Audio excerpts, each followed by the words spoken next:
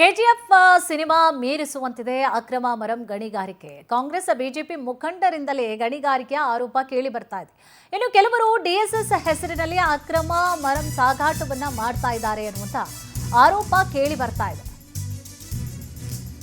ಯಾವುದೇ ಸಿನಿಮಾವನ್ನು ಮೀರಿಸುವಂತಿಲ್ಲ, ಆ ರೀತಿಯಾಗಿ ಆಗ್ತಾ ಇದೆ ಅಕ್ರಮ ಮರಂ ಗಣಿಗಾರಿಕೆ ಅನ್ನುವಂತಹ ಆರೋಪ ಕೇಳಿ ಬರ್ತಾ ಇದೆ. ಬಟ್ ಈ ಒಂದು ಆರೋಪ ಕೇಳಿ ಬರ್ತಾ ಇರುವಂತದ್ದು ಕಾಂಗ್ರೆಸ್ ಬಿಜೆಪಿ ಮುಖಂಡರೇ ಮಾಡ್ತಾ ಇದ್ದಾರೆ ಅಂತ. ಇನ್ನು ಕೆಲವರು ಡಿಎಸ್ಎಸ್ ಹೆಸರಿನಲ್ಲಿ ಅಕ್ರಮ ಮರಂ ಸಾಗಾಟ ಮಾಡ್ತಿದ್ದಾರೆ ಎನ್ನುವಂತಹ ಆರೋಪ. ರಾಯಚೂರಿನ ವಡವಾಟಿ ಗ್ರಾಮದಲ್ಲಿ ಅಕ್ರಮ ಮರಂ ಸಾಗಾಟ ಮಾಡಲಾಗ್ತಾ ಇದೆಯಂತೆ. ರಾಯಚೂರು ನಗರದಿಂದ 10 ಕಿಲೋಮೀಟರ್ ದೂರದಲ್ಲೇ ದಂಧೆ ಮಾಡ್ತಾ ಇದ್ದಾರಂತೆ. ಹೆಸರಿಗೆ ಮಾತ್ರ ಇದೆಯಾ? ಭೂ ಮತ್ತು ಗಣಿ ವಿಜ್ಞಾನ ಇಲಾಖೆ ಪ್ರಶ್ನೆ ಮಾಡಲ್ವಾ, ಕೇಳಲ್ವಾ, ಬಂದು ನೋಡಲ್ವಾ, ಕೇಸ್ ಹಾಕಲ್ವಾ?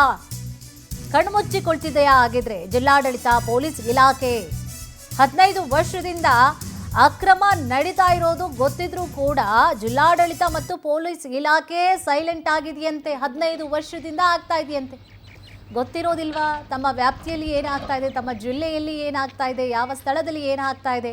ಸೊ ಕಂಪ್ಲೀಟ್ ಮಾಹಿತಿ 100% ಜಿಲ್ಲಾಡಳಿತ ಮತ್ತು ಪೊಲೀಸ್ ಇಲಾಖೆಗೆ ಗೊತ್ತಿರುತ್ತೆ. ಏಕೆಂದರೆ ಎಲ್ಲ ಕಡೆನೂ ಕೂಡ ಓಡಾಟ ಮಾಡ್ತಾ ಇರ್ತಾರೆ, ಮಾಹಿತಿ ಬಂದೊದಗಿರುತ್ತೆ. ಆದರೂ ಕೂಡ ಸೈಲೆಂಟ್ ಆಗಿದ್ದಾರೆ. ಆಗಿದ್ರೆ ಜಿಲ್ಲಾಡಳಿತ ಮತ್ತು ಪೊಲೀಸ್ ಇಲಾಖೆ ಜೊತೆಗೆ ಹೆಸರಿಗೆ ಮಾತ್ರ ಇದೆಯಾ ಭೂ ಮತ್ತು ಗಣಿ ವಿಜ್ಞಾನ ಇಲಾಖೆ ಅನ್ನುವಂತಹ ಪ್ರಶ್ನೆ ಕಾಡ್ತಾ ಇದೆ. ರಾಜಾರೋಷವಾಗಿ ಮಾಡ್ಕೊಂಡು ಬರ್ತಾ ಇದ್ದಾರೆ.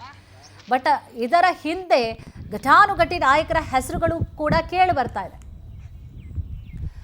ಇದೇ ವಿಚಾರ ಸಂಬಂಧವಾಗಿ ಹೆಚ್ಚಿನ ಮಾಹಿತಿಯನ್ನು ಕೂಡ ನೀಡ್ತಾ ಹೋಗ್ತಾರೆ ನಮ್ಮ ಪ್ರತಿನಿಧಿ ನೀಲಕಂಠ ಸ್ವಾಮಿ. 15 ವರ್ಷಗಳಿಂದಲೂ ಕೂಡ ಈ ರೀತಿಯಾಗಿ ಅಕ್ರಮ ಮರಂ ಸಾಗಾಟವನ್ನ ಮಾಡ್ತಾ ಇದ್ರು ಕೂಡ ಅಧಿಕಾರಿಗಳ ಗಮನಕ್ಕಿಲ್ವಾ, ಅಥವಾ ಅವರನ್ನು ಕೂಡ ಸೈಲೆಂಟ್ ಮಾಡ್ಕೊಂಡು ಅವರನ್ನು ಇನ್ವಾಲ್ವ್ ಮಾಡ್ಕೊಂಡು ಹಿಂಗ ಹಾಕ್ತಾ ಇದೆಯಾ? ಏನಿದೆ ಮಾಹಿತಿ?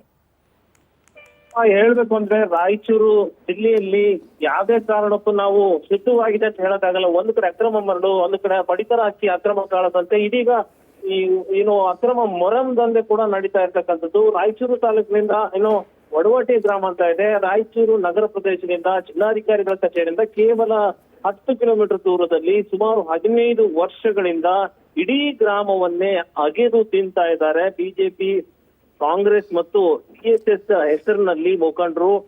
ಈ ಎಷ್ಟರ ಮಟ್ಟಿಗೆ ಇಲ್ಲಿ ಆಗಿದೆ ಅಂತಂದ್ರೆ ಒಂದು ಸಿನಿಮೆಯ ರೀತಿಯಲ್ಲಿ ಒಂದು ಕೋರೆಗಳನ್ನ ಕೊಳೆದಿರ್ತದಂಥದ್ದು 10 ಅಡಿ, 15 ಅಡಿ, 20 ಅಡಿ ಆಳದವರೆಗೆ ಅಗೆಯುವ ಮುಖಾಂತರ ಅದನ್ನ ಮಾರಾಟ ಮಾಡ್ತಿದ್ದಾರೆ.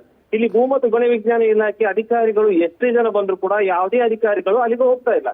ಯಾಕೆ ಸರ್ ಹೋಗ್ತಾ ಇಲ್ಲ ಅಂತಂದ್ರೆ ಪ್ರತಿಯೊಬ್ಬ ಅಧಿಕಾರಿಗಳು ಹೇಳೋದು ಕೊಟ್ಟು ನಮಗ್ ಮಾಹಿತಿ ಇಲ್ಲ, ಒಂದ್ ಮೇಲೆ ಚೆಕ್ ಮಾಡ್ತೀವಿ. ಮಾಹಿತಿ ಕೊಟ್ಟರು ಕೂಡ ಒಂದು ಸ್ಥಳಕ್ಕೆ ಹೋಗಿ ಕನಿಷ್ಠ ಪಕ್ಷ ಪರಿಶೀಲನೆ ಮಾಡೋಕ್ಕೂ ಕೂಡ ಹೋಗ್ತಾ ಇಲ್ಲ.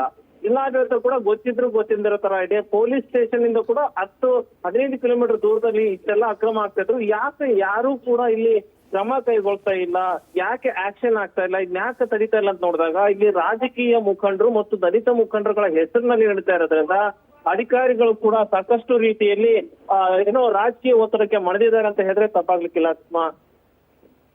ಎಸ್, ಥ್ಯಾಂಕ್ ಯು ತಮ್ಮೆಲ್ಲ ಡೀಟೇಲ್ಸ್ಗಾಗಿ.